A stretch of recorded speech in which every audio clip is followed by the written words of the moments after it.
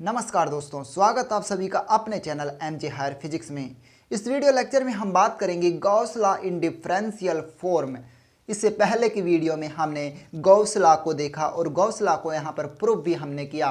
अब हम इस गॉस लॉ के डिफरेंशियल फॉर्म के बारे में जानेंगे। तो चलिए इस वीडियो लेक्चर को हम शुरू करते हैं। हम यहाँ पर यूज़ करेंगे Gauss divergence theorem. According to Gauss divergence theorem हम जानते हैं कि हमारे पास यदि कोई यहाँ पर कोई वेक्टर है, यदि यहाँ पर हमारे पास कोई वेक्टर है तो उस वेक्टर का जो सरफेस इंटीग्रेशन होगा वो इक्वल होता है उस वेक्टर के यहाँ पर उस वेक्टर के डाइवर्जेंस के वॉल्यूम इंटीग्रल के बराबर। तो हम लिख सकते हैं surface integral A vector dot D S vector equal to volume integral del dot A या फिर डाइवर्जेंस ए डी वी। यहाँ पर इस प्रकार से ये हमारी होती है गॉस डाइवर्जेंस थ्योरम। इसे हम इक्वेशन नंबर फर्स्ट देते हैं।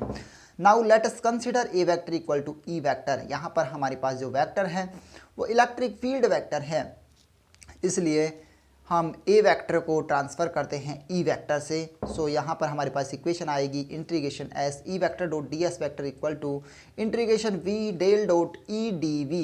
यह हमारे पास इक्वेशन नंबर 2 प्राप्त होती है।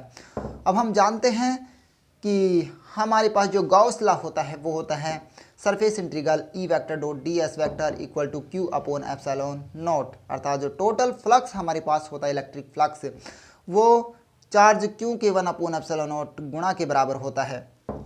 इसलिए ये हमारे पास इक्वेशन नंबर 3 आती है। अब यहाँ पर इस इक्वेशन से हम लिख सकते हैं surface integral E vector dot D S vector और 1 अपॉन एप्सिलॉन नॉट को हम बाहर ले लेंगे और यहाँ पर जो क्यू की वैल्यू होगी, क्यू को हम लिख सकते हैं volume integral rho D V.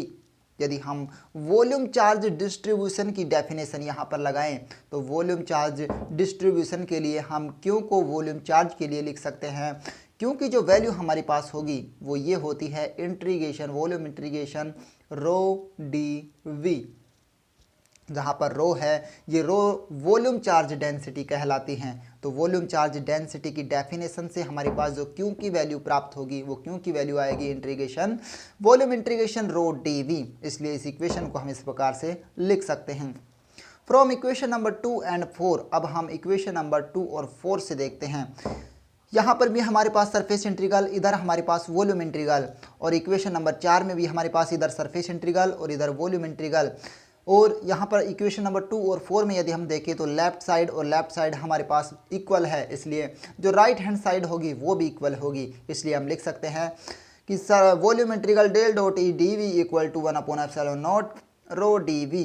Compare in both side, यदि हम दोनों तरफ यहाँ पर कंपेयर करें क्योंकि दोनों तरफ हमारे पास वॉल्यूम इंटीग्रल है, इसलिए इधर del dot E equal to rho upon epsilon not. ये इक्वेशन 5 हमें प्राप्त होती है। ये इक्वेशन डेल डॉट ई अर्थात divergence of E vector equal to rho upon epsilon not, ये equation Gauss law in differential form equation कहलाती हैं।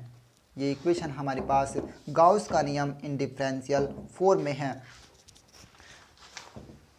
नेक्स्ट हम देखते हैं where rho is equal to volume charge density.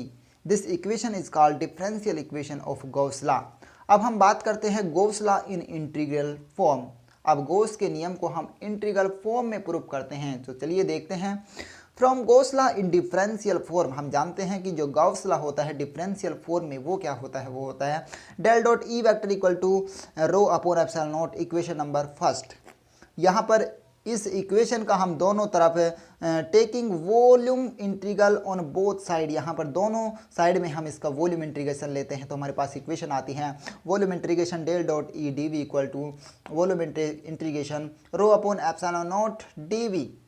ये इक्वेशन नंबर 2 प्राप्त होती है। अब हम यूज़ करते हैं according to Gauss divergence theorem. जो गॉस डाइवर्जेंस थ्योरम होती है वो होती है volume integral divergence of A D V equal to surface integral A vector dot D S vector. अब यदि हम ए की जगह है यहाँ पर फिर से इलेक्ट्रिक फील्ड पुट कर दें तो हमारे पास इक्वेशन आएगी volume integration del dot E vector D V equal to surface integral E vector dot D S vector.